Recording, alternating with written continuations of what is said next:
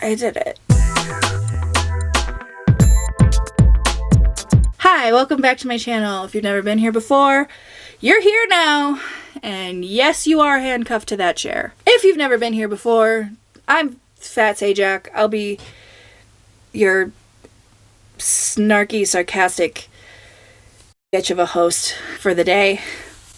Or this video, at least. Maybe not the whole day. I've got some shit to do. Today, we're talking about Colleen Ballinger again because, of course we are. This is the saga that won't die. If you are incredibly unaware of what's going on with Colleen Ballinger, I have posted 3 videos. That's 6. 3 videos so far recapping. Many people have recapped. The best person thus far, in my opinion, well, I mean, everybody's made wonderful videos. You've all done great.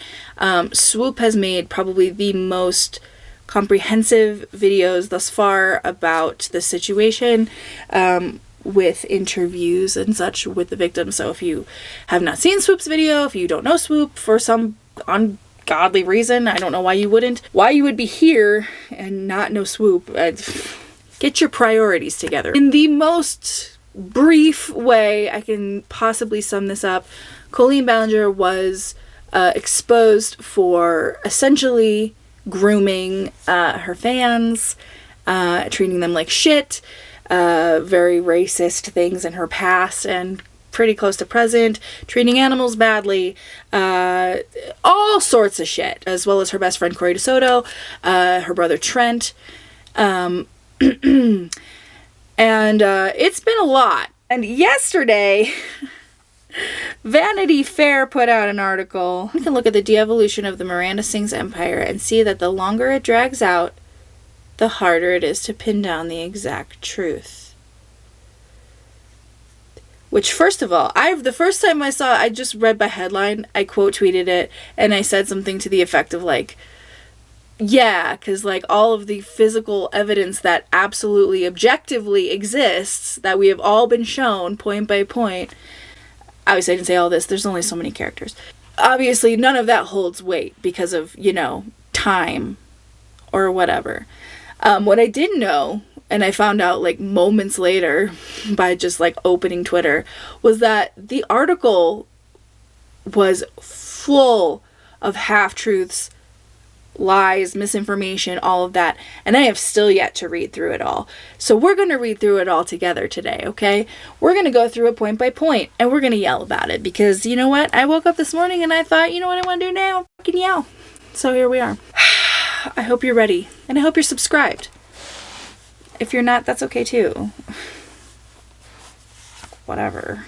Colleen Ballinger has been a YouTube star for more than a decade, amassing tens of millions of followers, many of whom found her when they were teenagers or even younger. They fell hard for her potty comedy. Interesting wording. And specifically her fictional alter ego, Miranda Sings, a talentless adolescent who delusionally believes she can sing despite the fact that she's always off-key. The persona resonated with outcast kids who found her desperate desire for fame to be oh so accurately cringe. Yeah, because she modeled it after people in her school, according to her, that thought they were gray but weren't. So she was just like silently judging everyone she went to school with. Anyway, such success earned Ballinger a Netflix series, sold out live shows, and most recently, rapidly intensifying controversy. Well, I don't think the success earned her rapidly intensifying controversy. I think her disturbing behavior did, but anyway, let's go. Late last month, Rolling Stone published a story alleging that Ballinger had engaged in inappropriate behavior with underage fans. Right. Rolling Stone, who interviewed the victims of this. Okay. The magazine verified screenshots of texts in which Ballinger asked a minor about their virginity status and their favorite sexual position. She also asked them to send pictures of their body, specifically his ass, in case you were wondering. However inappropriate her alleged behavior was, the article clarified that no sexual crime had been committed, and that no evidence in review even hinted at the possibility that Ballinger had intended to start a sexual relationship with a child. Okay? What's your point? So we're just like excusing her right off the bat, or okay. Okay, let's carry on, I guess. Ballinger did not respond to Rolling Stone's multiple requests for comment. Yeah, Ballinger hasn't responded to anyone who isn't willing to pay her, I guess. Allegedly. Those steeped in the world of YouTube fandom, a chaotic, shape-shifting minefield where allegiances are fortified and swapped by the hour. Wow, that's more dramatic than being in a YouTube fandom. Many of these claims were not new. Ballinger had even already responded to some of them, on YouTube, of course. Where? Oh. Addressing everything, that's right. Rolling Stone's piece was tame, legally sound, one could argue, compared to the language and rumors that had been flying around her for years. Yet its publication preceded starker allegations against Ballinger getting similarly ushered into the mainstream press. A few days after the Rolling Stone piece went live, HuffPost published its own investigative report. Her fans say she groomed them as teens. In the ensuing weeks, Ballinger would be accused of everything from performing a Beyoncé song in blackface, as Miranda sings, to texting a sex worker's nude photo to a minor. Okay, it's not just a sex worker. It was her friend, person that she made believe was her friend, and consistently used those nude photos to send to a minor, Adam McIntyre, and to another fan turned employee, Johnny, as a joke to consistently make fun of her, Trisha Paytas. Ballinger's team has denied she performed in blackface, saying she was wearing green face paint for a prior cover of a song from Wicked. You know what's funny about this is, that her legal reps only want to clear up things like she didn't do blackface because there's evidence to support all the other things. 2, that, in my opinion, and this is just my opinion, you can feel free to disagree with me on this one, but everything else you have to agree with me with. I'm just kidding. Dancing and singing Beyonce's Single Ladies in green face is still a little too close for comfort. Like, you have to assume that at some point during that show, the green face paint came off, right? Like, it had to come off at some point. She wasn't going to wear green face the whole time. Where were the makeup wipes in between scenes? You know what I mean? Like, I don't know.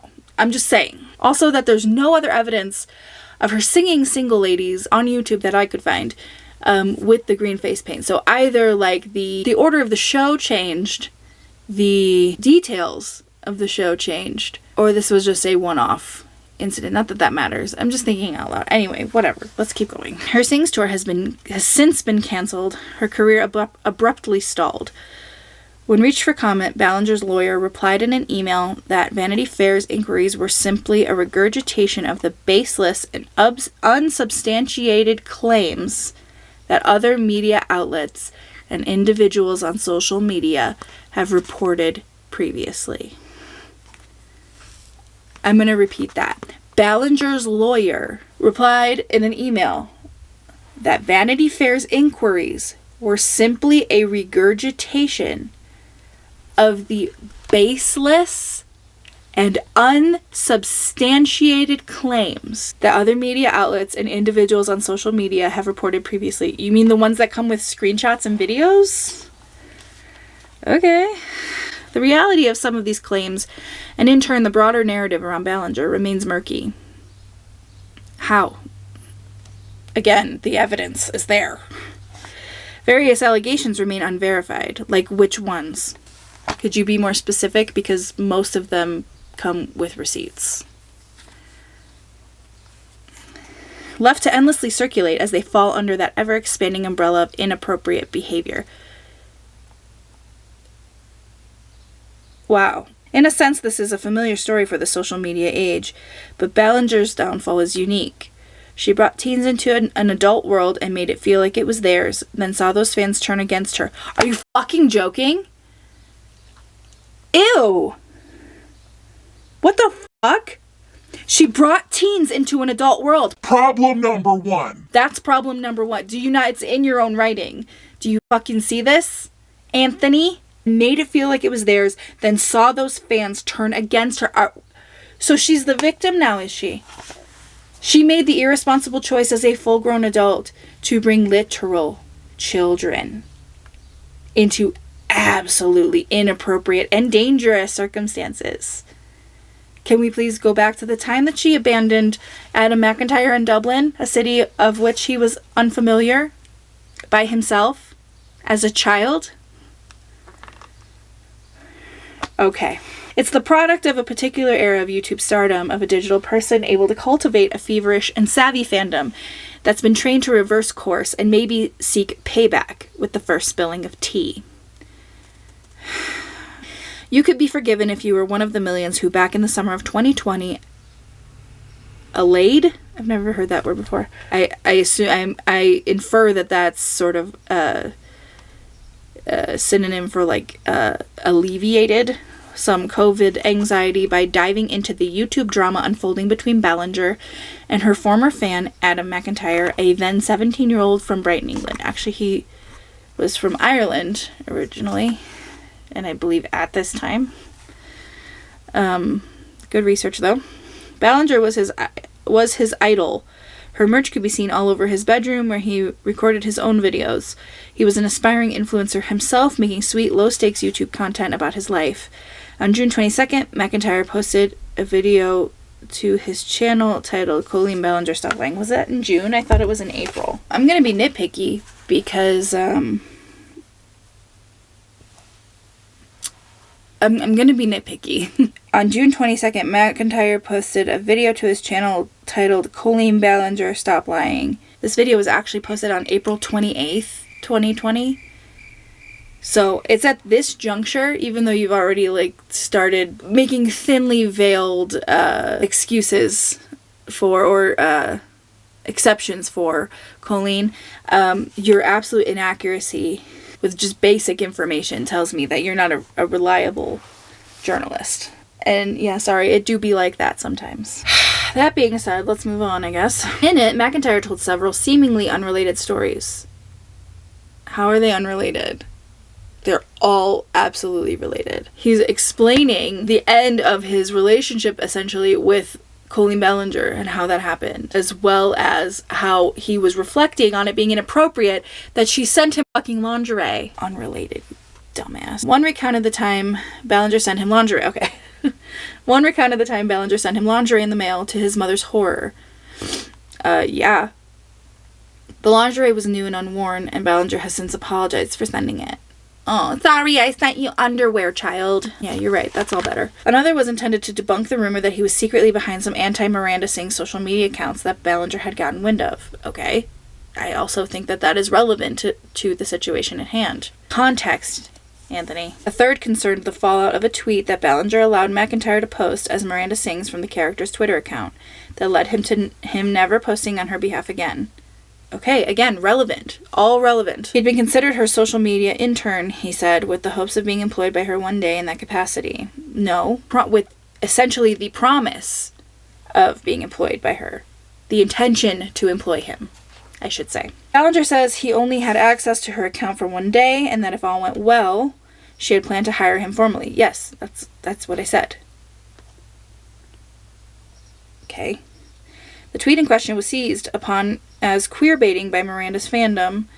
She came out as a Meghan Trainor fan and led to intense backlash. It might sound strange to hear that Ballinger had put a fan in charge of her character's Twitter to begin with, but that access went in line with her public image. It's still weird. I would never let a kid create content on my behalf. Ballinger was closely aligned with her most devoted young viewers. Okay.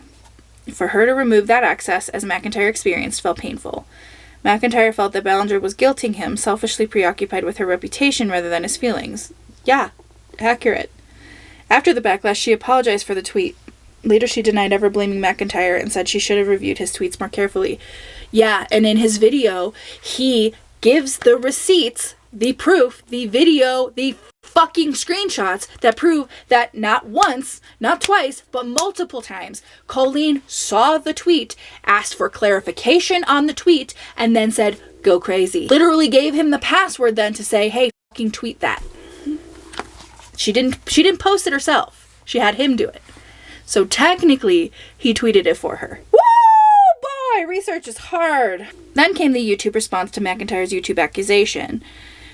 That's a lot of using YouTube in one half of a sentence. A classic back and forth. If the names James Charles and Tati Westbrook mean anything to you, you get the idea. And if they don't, what if I'm someone that doesn't do anything for? An article should be written so that anybody with any knowledge of a situation or no knowledge of a situation should be able to read it and understand. Ballinger, 33, at the time of her response to a teenager, posted a classic apology vlog. She revealed screenshots of Instagram DMs she'd sent to McIntyre and one that McIntyre's mother had purportedly sent to her, which seemed to be Ballinger's way of assuring viewers of what really happened, a strategy not unlike McIntyre's. Yeah, but this strategy came with millions of devoted young followers who then proceeded to make Adam's life a living hell for years. If he's not going to give you the context and the full breadth of the situation, I will. Anthony. In a DM, she accuses him of going too far, supposedly in response to him asking her to imagine her newborn son being taken advantage of in the same way he felt he had been. She also elaborated upon the lingerie accident. There's been a horrible lingerie accident. She also elaborated upon the lingerie incident. During a live stream giveaway with her fans, Ballinger explained McIntyre had asked for the article of clothing. According to her, he'd even send photos of himself jokingly posing in the underwear to group chats that included Ballinger and her most noted fans. First of all, I don't care how many times a child asks for lingerie from you, you don't give it to him. Okay? That's called just being the grown-up in the situation who knows the level of appropriateness. Second of all, Adam was not begging for the fucking lingerie. As we have proved time and time again, Colleen conveniently left out the part where she suggests, do you want the brown panties? And then Corey continues to suggest it as well. And then Corey, according to Adam, asked that Adam send pictures in the lingerie over his clothes. Okay? Things that grown-ups absolutely do. Ballinger painted a seemingly accurate portrait of the Miranda Sings community, a silly place for kids like McIntyre to belong, looking up to an increasingly famous and powerful public figure.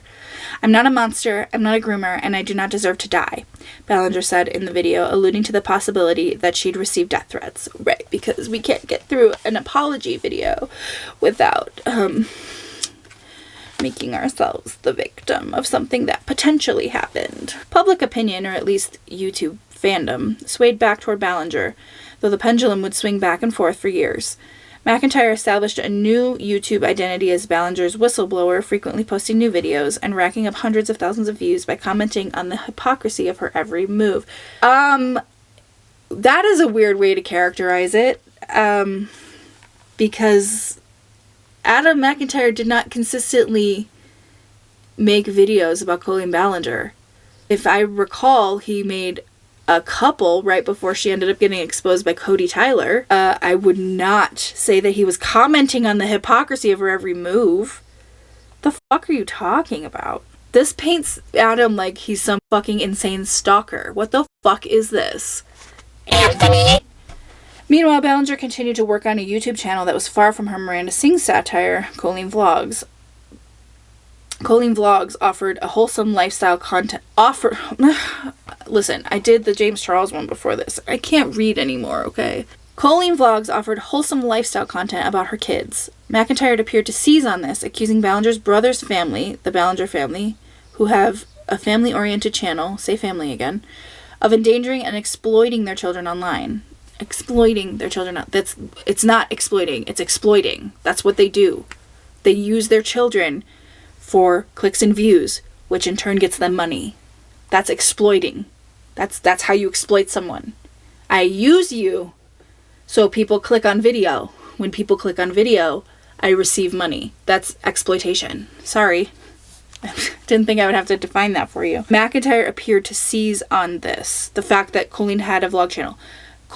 The fact that Colleen was exploiting her children, and the fact that her brother Christopher and his wife Jessica exploit their children, those are two totally separate things. Talking about the Ballinger family as if they are like some small, teeny tiny YouTube channel, instead of like a huge, like essentially like YouTube conglomerate that has been exploiting all 15 of their fucking children for years.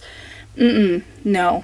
What we're not gonna do is make Adam seem like he's some fucking stalker who is an opportunist, taking every opportunity to take pot shots at Colleen Ballinger, who again was a fucking adult who took advantage of a child for years. And not just one child, several children. I'd like to remind you that there are now several people who were children at the time who have come out to speak on Colleen. Okay? This is so gross. Anyway, let's continue, I guess. How creepy that I feel I watched them grow up, he said. It's disgusting. His critique gave way to a denunciation of family channels more broadly. No, people have been denouncing family channels on their own terms for quite some time. Child exploitation is very common on YouTube. It's very common in Hollywood. It's very common in the world. Children are often not treated as people. For years, this drama was very insular, and it probably should have stayed that way. Should it?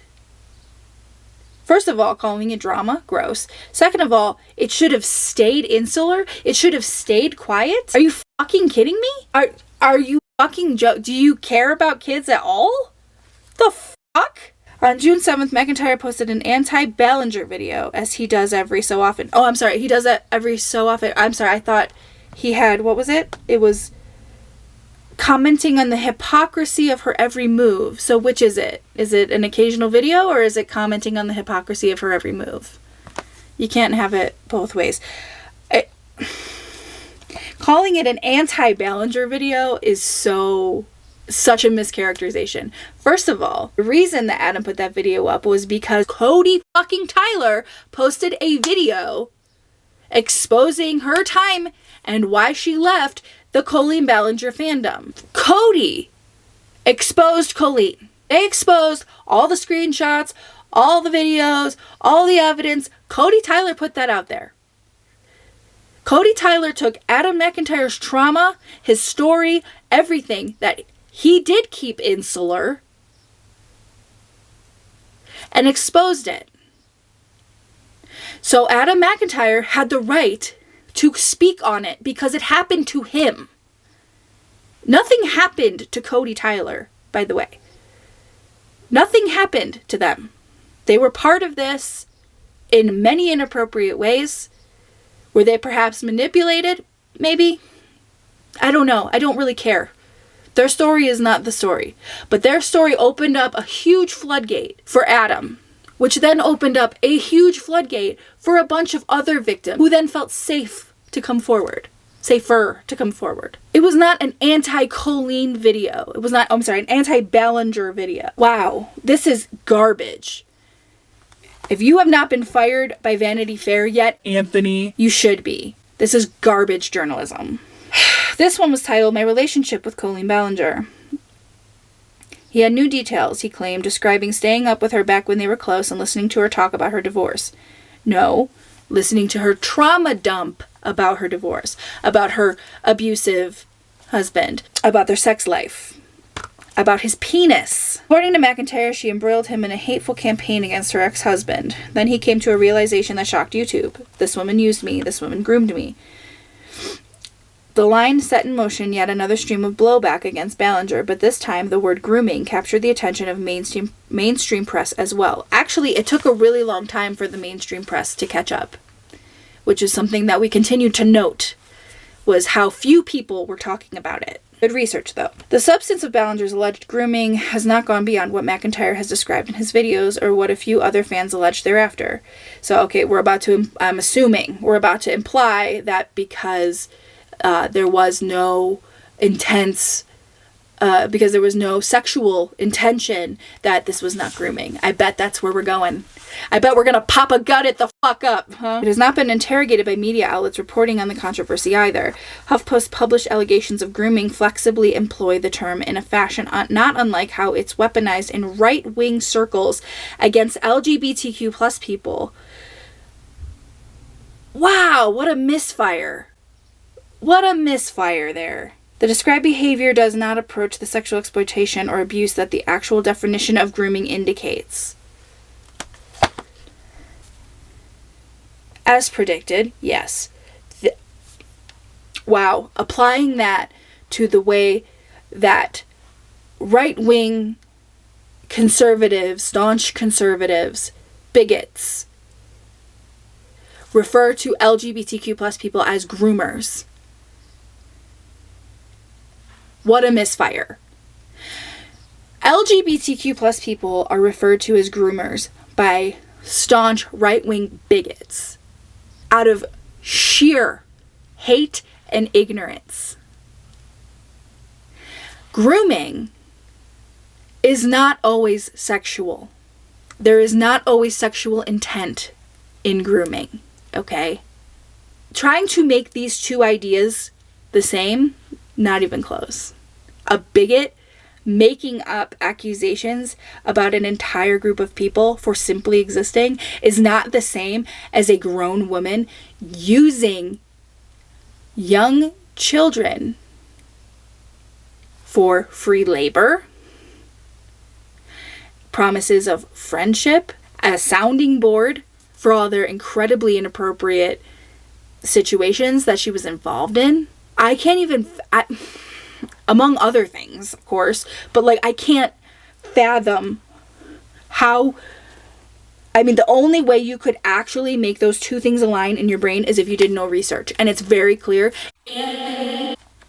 that you did little to no research. The perception of Ballinger as a groomer nonetheless snowballed. If everything that adds up in every screenshot that has been shown by Adam McIntyre specifically, and only, even if we only use Adam's evidence, that adds up to grooming. Ballinger eventually decided to, what else, post another video on YouTube after a month, almost, just FYI. She took out her ukulele to awkwardly sing through her defense, implying the internet seized upon allegations that she's a groomer for entertainment. She said she wanted her fans to be her friends, admitting that desire was wrong. I'm not a groomer, she sang, just a loser. The apology was roundly mocked, especially on YouTube where parodies have already gotten millions of views, and rightly so.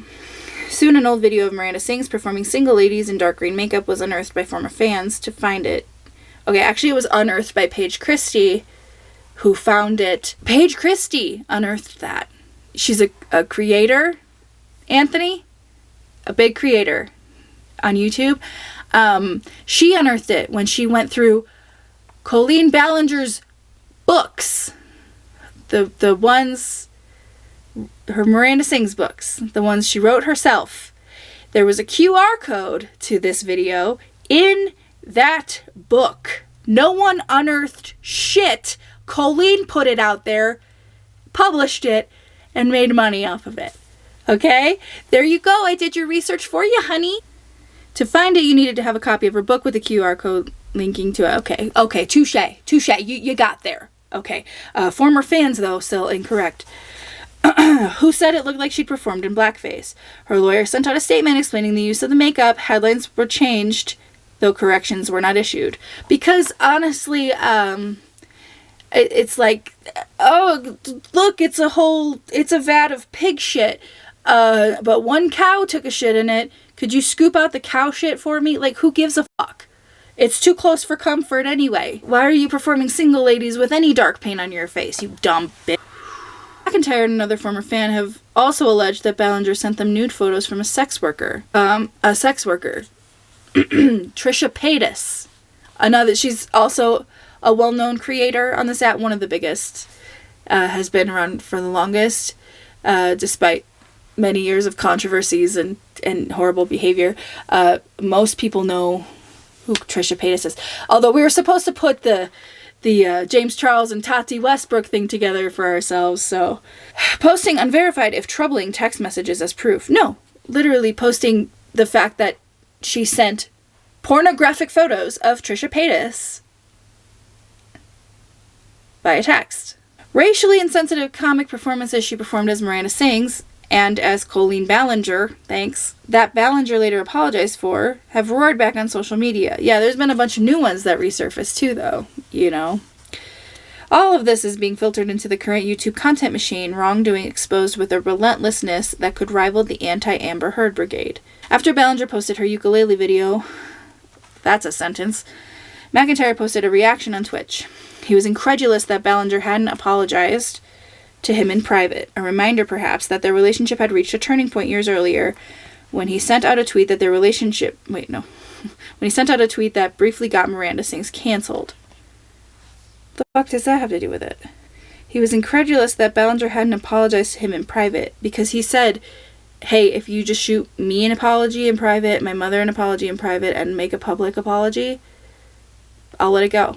We'll move on. A reminder, perhaps, that their relationship had reached a turning point years earlier when he sent out a tweet that briefly got Miranda Sings canceled. What the fuck is that? Why is that a reminder that they were close? Can you just say that? I don't get it. Back then, a teenage McIntyre perhaps hoped for sympathy, another chance, a way back into the Ballinger fold. The internet is generally too cruel for that, its judgments too swift. But one can look at the de-evolution of the Miranda Sings empire and see that the longer it drags out, the harder it is to pin down the exact truth. No, that's not true. Justifiable outrage turns to silly memes and headlines and videos. The silly memes are around the childish, disgusting way that Colleen Ballinger, a grown adult in her late 30s, approached a situation that has very serious allegations attached to it. What are you talking about? The internet is gonna meme whatever the internet is gonna meme. If you pull out a fucking ukulele when you've been accused of child grooming, you deserve to have the internet meme you. Sorry. If there's one thing the saga of Colleen Ballinger and her fans has taught us, it's that today's YouTube winner is tomorrow's loser. No. That's not what it's taught us. What it's taught us is that a lot of people have inappropriate relationships with children on the internet. That's what it's taught us. That people that you felt like you could trust, creators that you felt like you could trust, were actually treating fucking children like shit. And treating them like their employees. And using them for information. And being generally terrible people. What do you mean it taught us that today's YouTube success is tomorrow's YouTube loser or whatever the fuck? Anthony! What the fuck are you on, my dude? Holy shit. And the fact that Vanity Fair has not gone back, issued a retraction and apology to Adam McIntyre specifically for this garbage-ass article, and fired that dumbass Anthony, is just absolutely appalling. This article was fucking-ridiculous. I don't... Listen. Stop it. Don't do that. BuzzFeed with Gabby Hanna, Cosmopolitan with James Charles, and now Vanity Fair with Colleen Ballinger. All three of these. It boggles my mind that for whatever reason, the people who have written these articles on something that involves like internet culture, things that happen on the internet, where there are a multitude of receipts, where drama and commentary channels bring it all forth. That's our job. That's what we do, right? We bring you the information with receipts, right? Most of the time. Most of us do. Because here it is. This is the story. Here's what supports it. That's how it works. That's how you get information across to a vast number of people. How these journalists get it so wrong when it's all so fucking readily available is absolutely beyond me. This infuriated me on another level. I am so angry for Adam McIntyre and for all the other victims of the situation. The only logical thing I can think of, and this is not me saying that this is a fact, I feel like money changed hands somewhere here. Similarly to TMZ, I feel, in my opinion, solely my opinion, there was some money changing hands here. I'll leave you with that. I'm gonna let my voice rest.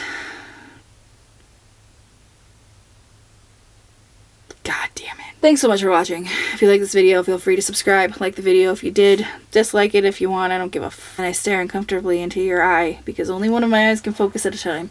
Any information you may need about me, well, maybe not any information, any pertinent information, it's all down in the description below. Feel free to check it out or don't. I don't care. Stay tuned for the outtakes. I'll see you in the next one. Bye to everyone but Anthony. If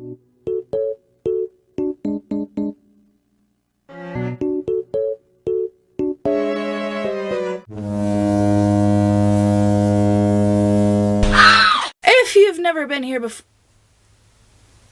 see if I can find what I know. I saved a screenshot of it. There. No, that's hats for chickens. There's people making fun of Pearl.